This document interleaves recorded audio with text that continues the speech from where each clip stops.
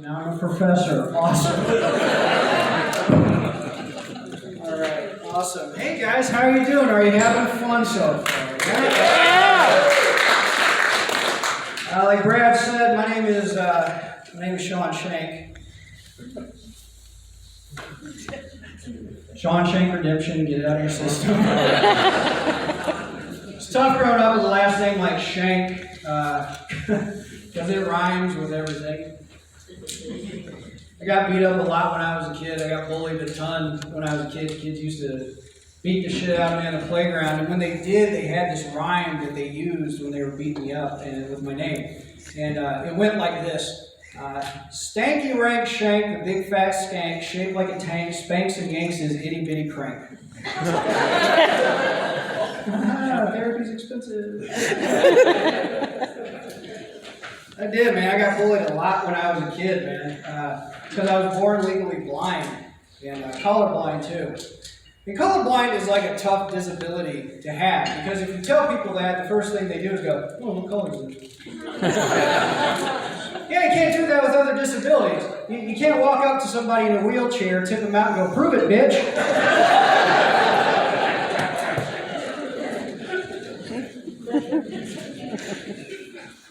I got bullied a lot when I was a kid, so I started lifting weights when I was 13 years old.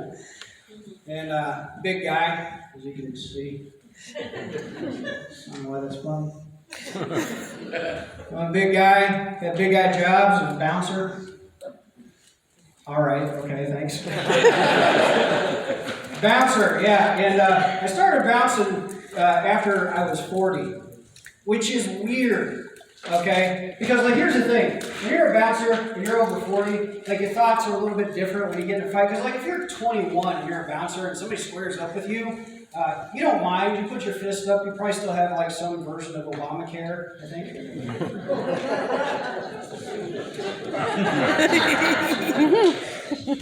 But when you're 40 and somebody squares up with you, your thoughts are completely different. And that happened to me. You know, some guy puts his fist up, I put my fist up, and my first thought was like, "Oh shit, okay, I've got $1,000 deductible." I just bought these glasses. Only one pair a year.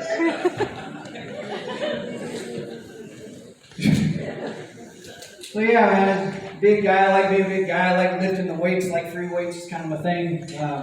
You know, I like lifting the free weights, and I like being big. But the thing is, like, especially when I was at my zenith, when I was wrestling in college and stuff, it was super big. It's a little tough being that size. You meet guys for the first time, you know, because they would always ask me the same stupid question, like, "Wow, Shank, you're huge. How much do you bench press?" And I would tell them, well, you know, like when I was wrestling in college, at my highest, I benched 475 pounds. Right? But then they would say this thing that was so stupid afterwards. They would go, "Whoa, 475? I would never get in a fight with you." Which is stupid, because how are my benching abilities going to help me in a street fight? Right? And what am I going to do? Grab you, fall on my back, and go, "Come here, man."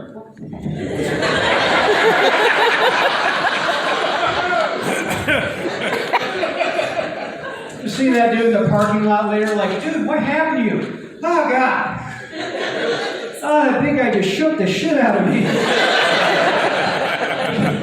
Kept saying something about $1,000 deductible, too."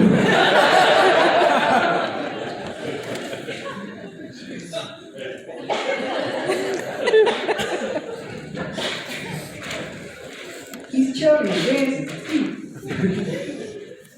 Thing is, though, man, I kind of was lifting a lot, got, you know, big, but the thing was I kind of took it too far with the eating, because I was eating all right. That's not distracting at all, thank you. As I was saying, I took it too far, because, like, I would lift a lot, but I would also eat a lot, okay? And at my highest weight, I got up to 377 pounds. Right, yes. But as of this morning on the scale, 275. Nice. Trust me, nobody is happier about that than my wife. Oh, you fat bastard. Squishing my titties like a mammogram.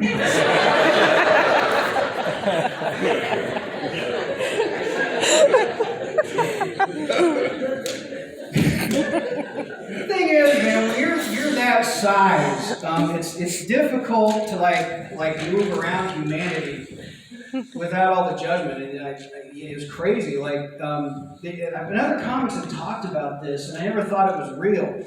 But when I weighed almost 400 pounds, I was actually doing the punchline in Atlanta, and I got on an elevator at the hotel to go to the club. And it was just me, and this little old lady got on with me, okay? And she maybe weighed 90 pounds. But she looks at me, looks at the weight limit sign, and then she backs up and grabs the railing like this. So I went like this.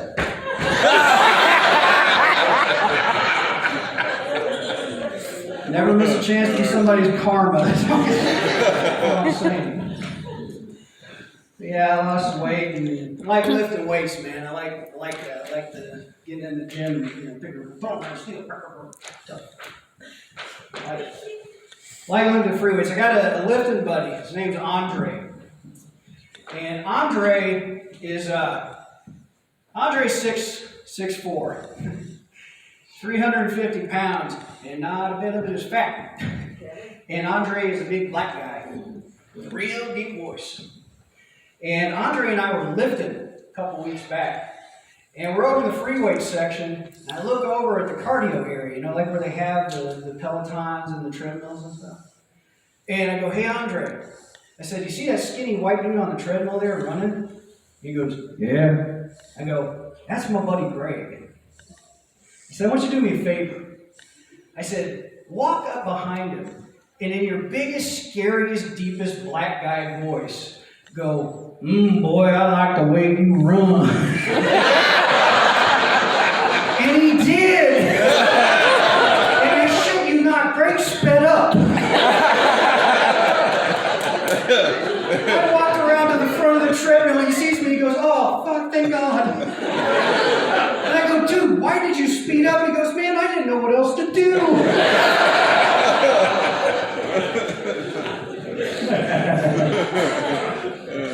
Oh, that made me laugh too. Oh, you're following me now. Spotlight, mother, son of a bitch. Volunteering.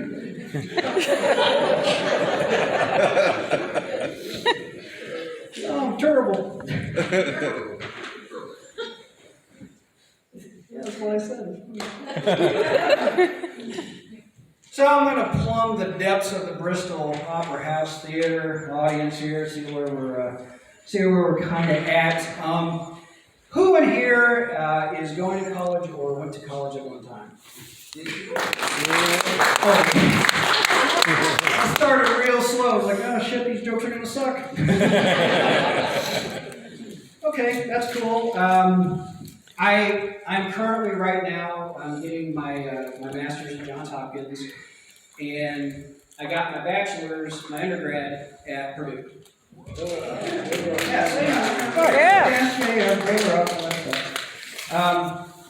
Master's degree sucks. Not fun.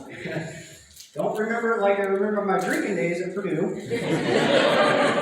But here's the thing: when I was going to Purdue, I was in their General Health Sciences program, which is their pre-med program.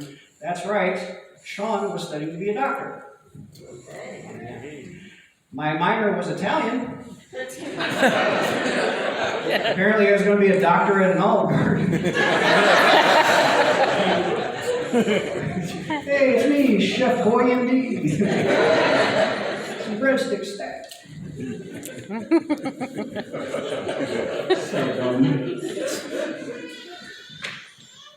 Oh, yo, somebody brought a baby to this? Okay, well, your baby's going to learn some new words. I have no idea. I talk about stuff. I'm sorry. Oh shit. Okay. I did though. I was studying to be I was studying to be a doctor, and 3 years in to my pre-med run, my professor, Mr. Miller, who's my favorite professor, comes up to me, and he's like, hey, Mr. Shank, you're in your third year, and you've got to pick a specialization. You got to start looking towards the future. And I said, no, because I like people. I like all people. I want to help people. It's one of the reasons I do stand-up, because I like making people happy, making them laugh. So I want to be a general practitioner so I can take care of everybody. And he goes, well, you like money, right? And I was like, well, yeah. He goes, well, you better pick a specialization. So he said to me, you're going to have to pick something that you love to do every day for the rest of your life. Never get tired of it. And I was like, okay. He's like, no, I'm serious. You got to pick something you love to do every day for the rest of your life. Never get tired of it. So, true story, hand to God, gynecology. I picked gynecology. It's a true story. Records. I did pick gynecology. But here's the thing. That summer break, I went home. I had a close family friend of ours, Nancy, found out. And when she found out, she found me. She goes, hey, we're just studying to be a gynecologist. Got a great idea for you. When you graduate, you can come home and you can open up a practice, and then you can do your mom's, your grandma's, and all my examinations. So here I am.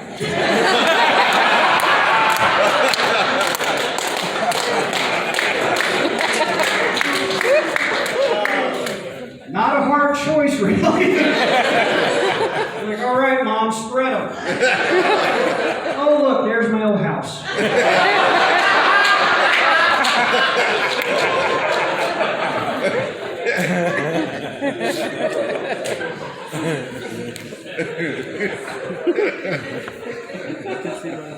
I did that joke at the punchline in Atlanta. This girl stands up in the back of the room and goes, decorate it! And they hang curtains. There's the nice new day. I already had a name for my practice picked out. Dynamite.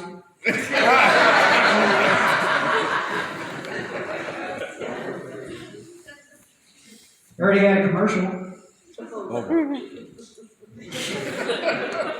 Hi, ladies. It's Dr. Shank. Have you recently suffered a catastrophe? Yeah, no, guys, don't use that at home. Remember that time of the month you're like, hey, what a catastrophe?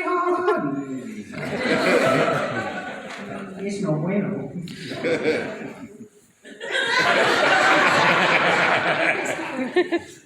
Spotlight by Sybil. I appreciate your effort here. I'm going to stand right on this thing. I may do this. I may do this. You may drop something. You sure you won't put the spot on that? Like I said, I'm over 40. As a matter of fact, in 9 days, I'm turning 46. So. Yeah, we don't give a shit. Nobody gives a shit. It's 46. Nobody cares. My wife doesn't even care. It's fine. But man, when you're 40, like life just hits different. When you're 40, like as an example, a buddy of mine is getting married, and he had a bachelor party, and he wanted to take us to a strip club for it, and this is his 6th wedding. His 6th. We get to the strip club, and one of my buddies that was in the party goes, "Why are we at a strip club?" And I go, "He's probably looking for his on-deck wife."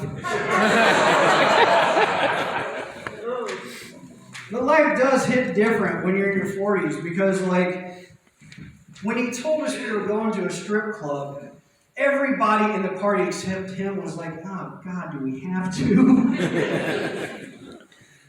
So we're at the Torch. Don't worry, I've had like 500 boosters since then. But we're in there and it's just, it's brutal. And like this one stripper comes just like up to me at my table. And she's like, would you like a lap dance? And I was like, no. And she goes, oh, come on, I'll do anything you want. And I was like, oh, I've got this spot on my back that itches that I can't reach. Can you put some icy hot on it? I am getting older, but I'm lucky. I'm lucky in my getting olderness because I found a good woman. I'm very happy. I mean, like ridiculously. I mean, like special happy waking up every day. That's how I wake up every day. And the thing is, before her, like I had a really bad marriage, and everybody afterwards, it was just kind of like I was doing the Heisman trying to keep the women away. But with her, it was one of those things. She chased me down, and like I was reluctant, but then I found out afterwards, and she finally got hooks into me. Like I was blessed, so I'm very happy about that. So, yeah, cool. But I had to wade through a river of trolls to get to her. I dated a feminist once, and I don't mean like a good feminist, one of those awesome ones who are like, hey, equal pay for whatever else you guys do and stuff like that. I mean, she was like, yeah. We get these huge arguments all the time. One of the biggest arguments we get into, she complained everything was a phallic symbol. Yeah, all the time. She would complain about it all the time. She's like, Sean, everything's a phallic symbol. Everything's a phallic symbol. Washington Monument, that's just a big penis.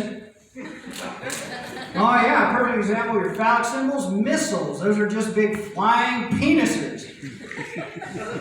And I was like, well, yeah, honey, because big flying vaginas would be very aerodynamic. Now,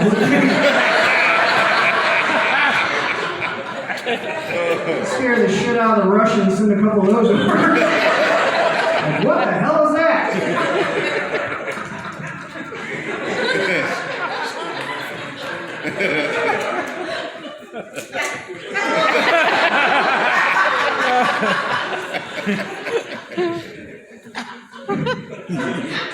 I don't know, send a missile after it. Oh, it blew up right before it got to it. And ladies always laugh harder at that one. The guy's like, you're a dick. My wife is awesome, man. She makes my life 100% better. It makes me 100% better. And I like being married to her. When we first got together, we had a lot of like really cool conversations. I love talking. It's like food for my mind. She's a really intelligent woman. But when we first got together as boyfriend and girlfriend, we were having that one conversation that all like new couples have, where you're talking about, do you have a nickname for your genitalia? Right? Oh, liars! All of you liars! Every one of you. You've done it. I know we did it. But here's the thing. She is a huge video game freak. She loves video games, right? So we're having this conversation. So I asked her, like, hey, you got a nickname for your girl? And she goes, well, and remember, she loves video games. She goes, well, I like to call her my PlayStation. and so I go, oh, well, I guess that makes my last girlfriend my Xbox.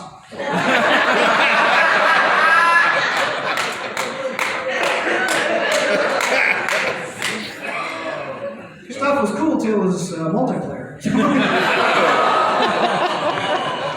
Oh, your life's been sad. But she's cool. We've had a lot of, experienced a lot of firsts. She introduces me to a lot of new things. And one of my favorite things that she's introduced me to, mani-pedis. See, all the ladies are like, whoa, are there any dudes in here that have had a mani-pedi? Man, you gotta knock that masculine shit off. Like, it's awesome. You gotta treat yourself. You have no idea. Let me explain how this works. She took me into the salon, right? And they put us in these big, comfortable chairs. And there's like this massaging ball thing that is like under your butt, and she like sitting there playing with your cheeks, right? And then at our feet, I had a little Asian lady. She had a little Asian lady. They're like Pokemon, you collect them. And they're working on your feet, like massaging your feet, your shins, and everything else. And it just feels so good. And we're sitting there, it's feeling awesome. And then all of a sudden, her little Pikachu lady looks at my wife, dead in the eyes, and goes, "Hey, you should get your bush waxed."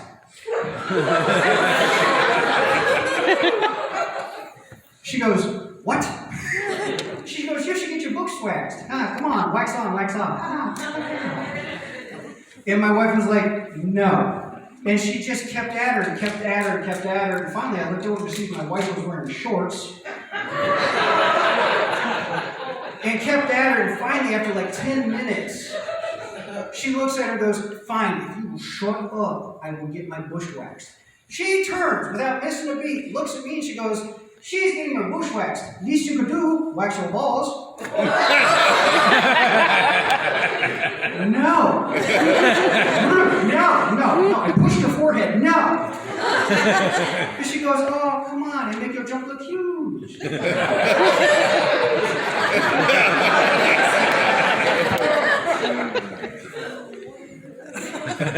So I'm in the stirrups. She was right.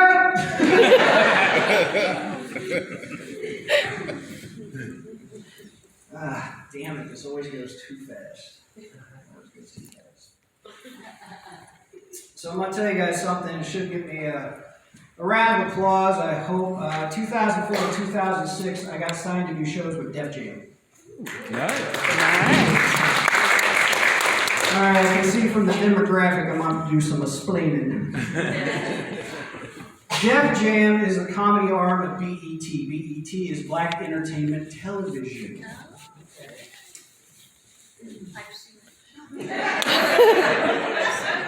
How I got signed to do these shows was a complete accident. A comedian who was a friend of mine signed me up for a contest at a club called Hey Chaz in Indianapolis on 38th and Post.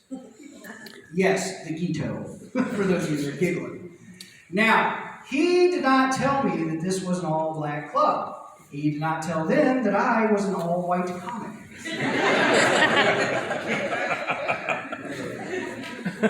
I grew up in Deer Creek, Indiana, in the middle of 4 cornfields, hunting and fishing. And I had only ever seen 4 black people in person. We did not have cable. So I show up to the club 30 minutes early, as I normally am wanted to do. And as soon as I open the door, the club owner runs up to me. She goes, "You're on stage now!"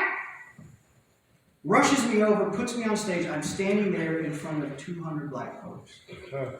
Now, I've been doing this job a long time, and I've got about 2.5 hours of material tucked up in my head, and I forgot every single joke. Like, I knew except one, and I'm going to tell you the joke that saved my ass.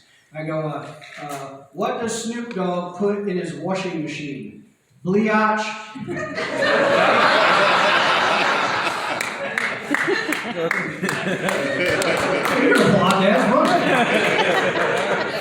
But the thing was, the dude in the front row is this big, massive black guy, crosses his arms and goes, "All right, Whitey."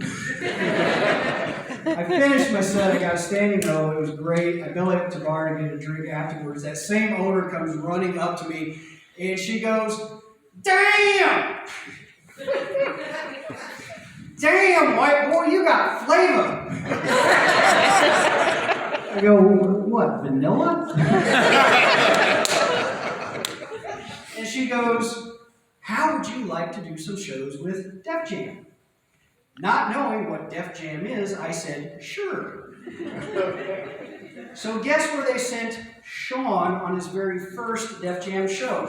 That's right, 8 Mile, Detroit. Yeah, we are driving down 8 Mile.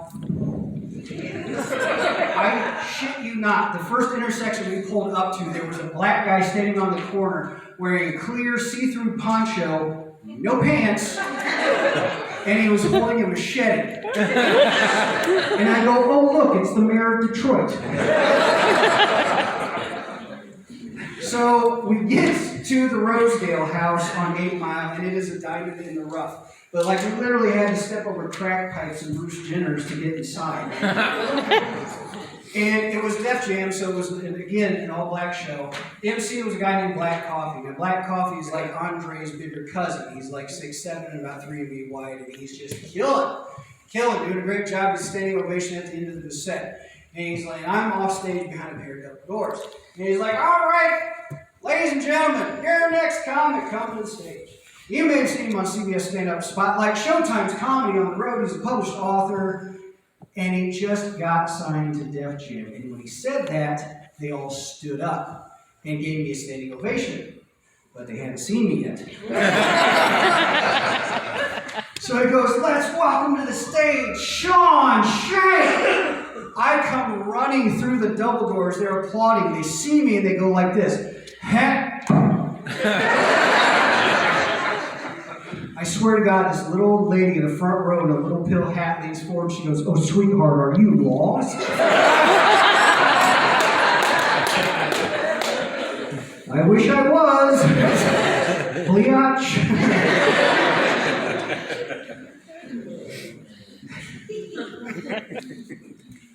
Had a great show, got a standing ovation. I had my first taste of soul food at the end of it. I love it. If you have not, I highly recommend it.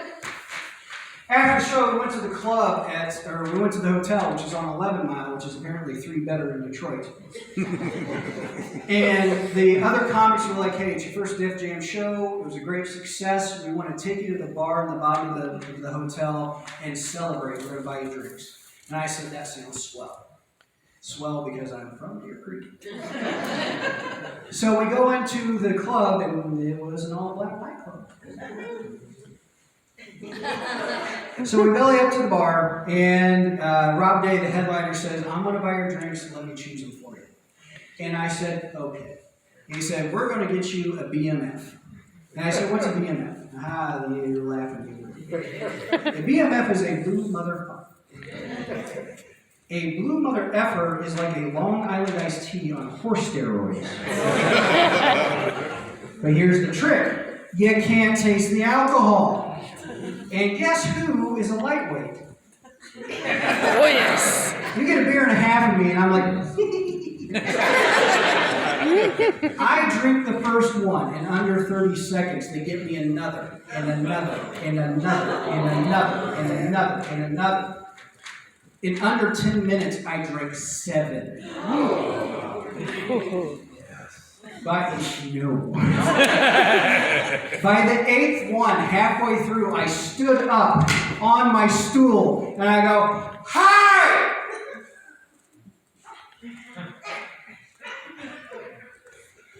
Somebody shit my pants! I don't know who. I'm gonna find him. And then all of a sudden I turned, and across the bar I saw him. A little black guy, this tall, with a bald head, and he was wearing a jersey, and it said Sean Jones. And I went, hi! That's my name! So I jumped off the stool, shook the entire floor, and I start running after him. He turns around, looks, and goes, oh shit, white people. He starts running. It's like Benny Hill all through the bar, and I finally catch him. I get him in a headline, and I love you, John. You're my favorite person. I love you. You're so beautiful. But he was sweating, and his head popped out of my arm. I turn around to give chase, and then all of a sudden, I feel these hands wrap around my biceps, almost touching fingers. Pick me up off the floor, feet still kicking. Walks me out to the outside entrance, sits me down, and I turn around to see who has done this to me.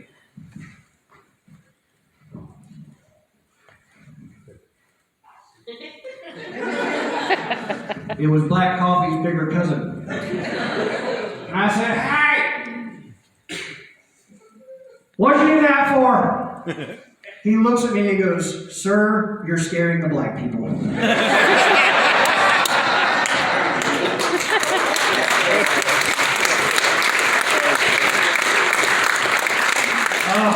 I would love to be out here for another 20-30 minutes with you guys, but I would be doing you a disservice because we've got Kevin Downey Jr. in the house. So, yes, be excited because he's going to rock your world like he's never before. Like Mr. Brad said, I am a published author. I don't have any of my books with me to sell, but if you go to Amazon.com, you will find all my books. Just look under my name and buy a whole bunch of them because my family's got to eat. I'm going to leave you with this, though. I can tell by just looking out at the crowd, we got a lot of folks with kids out here, looks like. Yeah, I'm going to get away from them tonight. That's nice. I have 2 daughters, teenage daughters. They're stepdaughters, and they're teenagers. Every time I see those signs in neighborhoods, they're like, "Drive like your kids live here."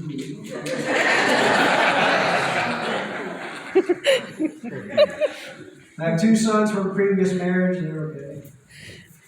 I have 3 kids, though, that I dearly love. And see, I love when somebody gets my, because you get what I'm doing.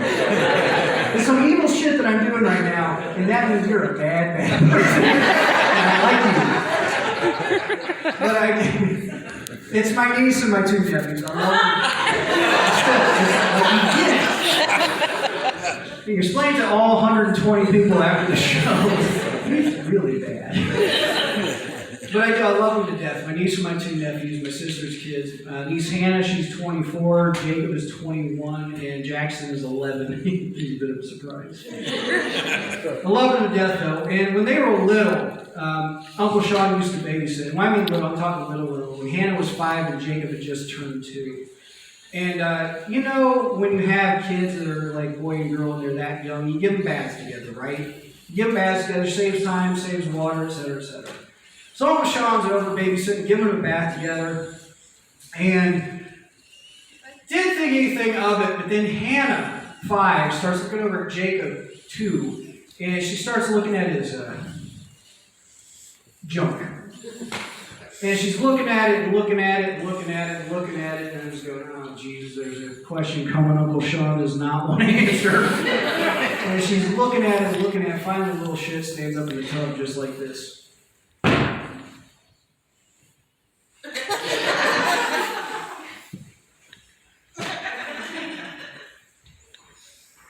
"Hey, Uncle Sean, when am I going to get one of those?" And she booped it. And without thinking, I go, "Well, if you're anything like your mom when you're a freshman in high school."